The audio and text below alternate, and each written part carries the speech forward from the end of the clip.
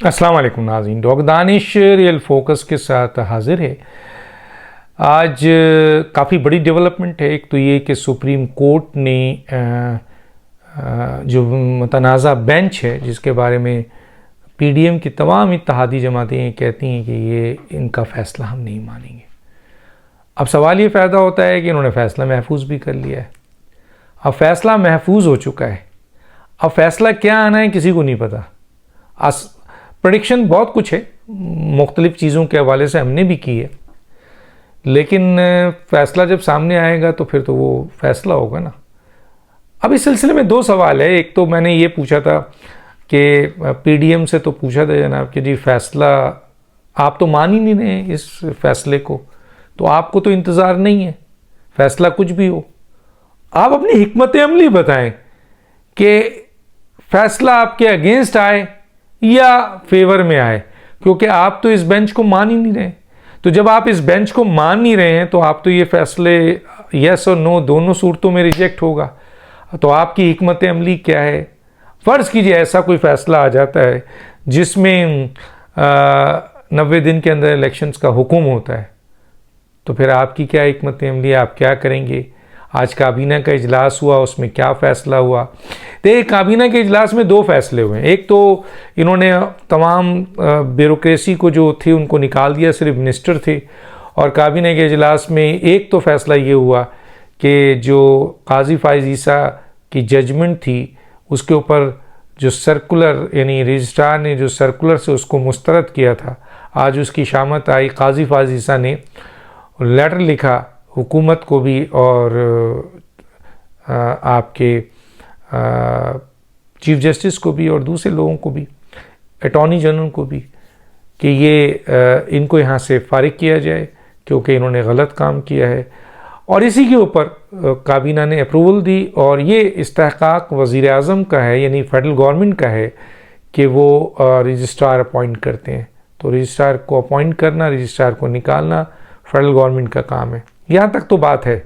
अब देखना ये है कि जब आप फेडरल गवर्नमेंट ऑर्डर कर देती है तो फिर वो डिस्क्रिशन पे चला जाता है चीफ जस्टिस के, जो वहाँ एडमिनिस्ट्रेटिव मैटर्स को कंट्रोल कर रहे होते हैं। बिल्कुल उसी तरह कि जिस तरह से जो डीपीओ था उसको फेडरल गवर्नमेंट ने उसकी खिदमात पंजाब हुकूमत से वापस ले ली, लेकिन परवेज़ इलाही ने उसको रिलीज़ नहीं किया और ये किस्सा चलता रहा। तो यहाँ पे चीफ जस्टिस रिलीज़ करते हैं नहीं करते ये उनका डिस्क्रिशन है, लेकिन अपॉइंटिंग अथॉरिटी फेडरल गवर्नमेंट है, वापस भी बुला सकती है और उन्होंने बुला लिया।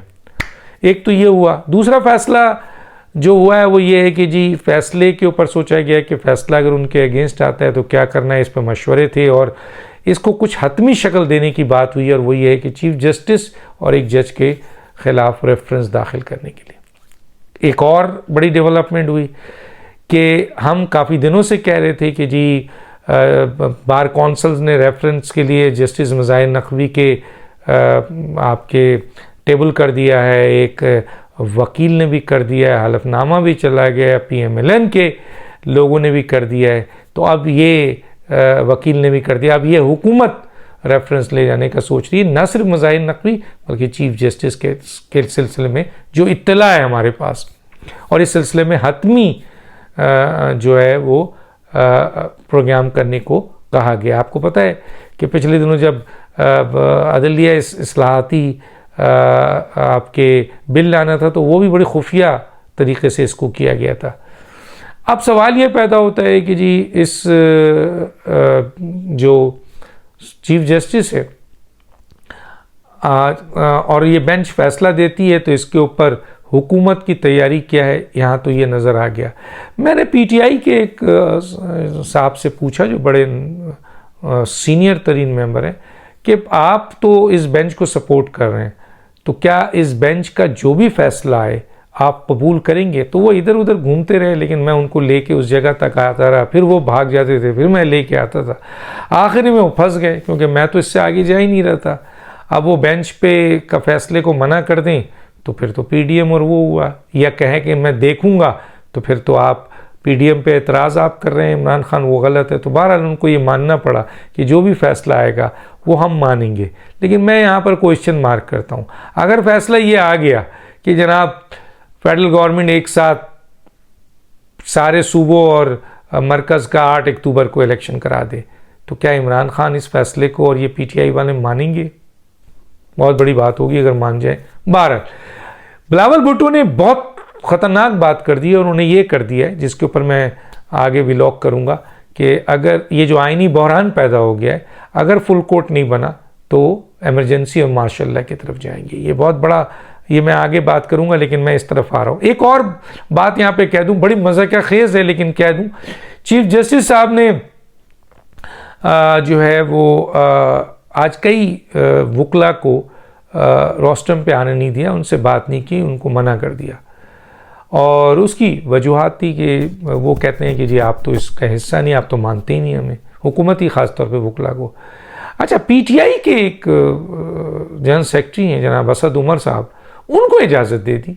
हैरत है क्यों दे दी इजाज़त, जबकि वो एक पार्टी के थे, उनको नहीं आना चाहिए था, सिर्फ वकला बात कर रहे थे। तो ये बेंच ने इजाज़त दे दी, ज़ाहिर चीफ जस्टिस ने इजाज़त दी। लेकिन इससे भी ज़्यादा क्वेश्चन मार्क वाली बात यह है कि असद उमर साहब ने खड़े होकर ये कहा कि मैं वज़ीर ख़जाना रह चुका हूँ और मैं एक्सपर्ट ओपिनियन देना चाहता हूँ, और मुझे इजाज़त दी जाए, और उनको इजाज़त मिल गई और वो एक्सपर्ट ओपिनियन उन्होंने दी और वहाँ से चले गए। लेकिन मेरा एक सवाल है कि ये वो वज़ीर ख़जाना है असद उमर साहब, शायद चीफ जस्टिस साहब भूल गए कि ये वो वज़ीर ख़जाना हैं जिनको उनकी अपनी वज़ीर आज़म ने नाअहलियत के ऊपर इस वज़ारत से निकाल दिया था। तो जब इनकी अपनी हुकूमत और इनका वज़ीर आज़म इनकी एक्सपर्ट ओपिनियन को एक्सेप्ट नहीं कर रहा, तो फिर जज चीफ जस्टिस साहब ने इनको टाइम दे के कोर्ट का, मेरा ख्याल है, वक्त जो है वो ज़ाया किया। अब आते हैं बात कि जाएगा कौन।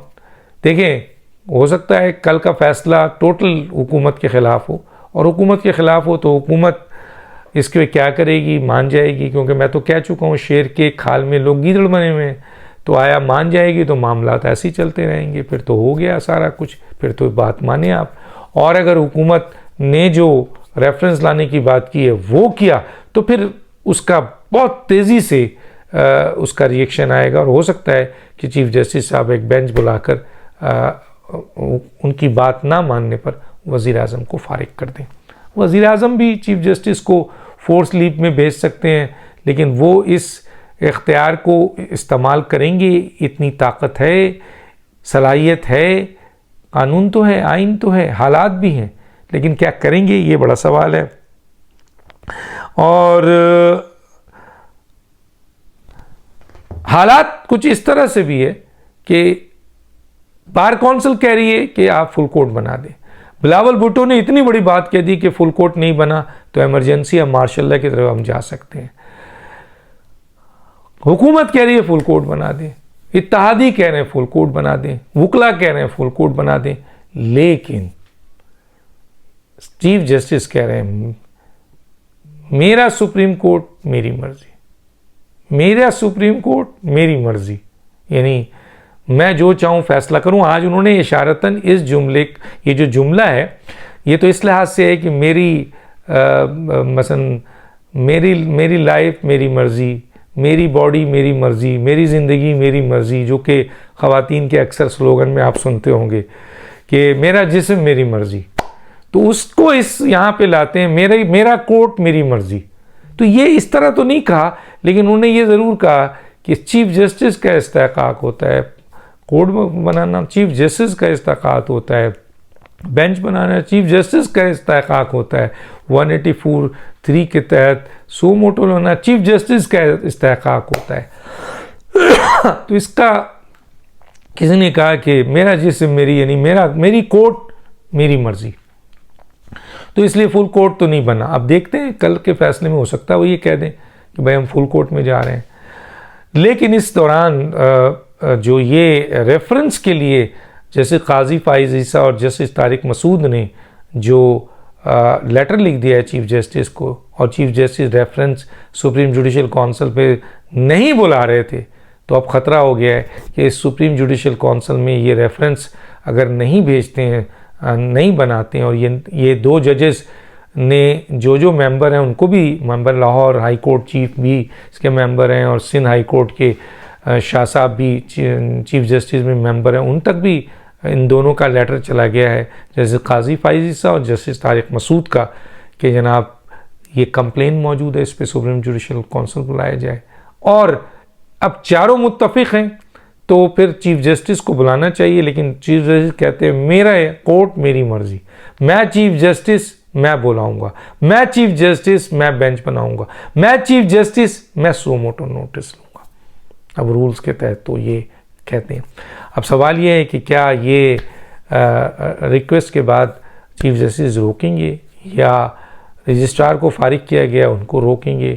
तो और क्या फ़ैसला अगर आया और फिर चीफ जस्टिस के ख़िलाफ़ रेफरेंस हुकूमत वाकई जो कहा जा रहा है ला रही है, जैसे कि उन्होंने कहा, तो चीफ जस्टिस और ये बेंच उसको बर्दाश्त करेंगे, चीफ जस्टिस बेंच बना सकते हैं, चीफ जस्टिस सो मोटो नोटिस ले सकते हैं।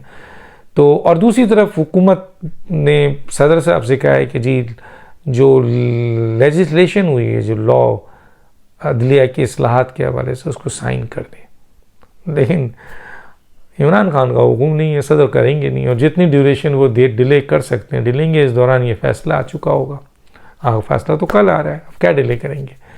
तो बहरहाल बहुत क्रूशल हालात हैं कल की सिचुएशन में और आज जो डेवलपमेंट हुई है उसमें, और देखते हैं कि कौन अपने फैसले में अटल है और कौन क्या फ़ैसला करता है, और फैसले के बाद मज़ीद क्या फ़ैसले सामने आते हैं। डॉक्टर दानिश को याद दीजिए। अल्लाह हाफ़िज़।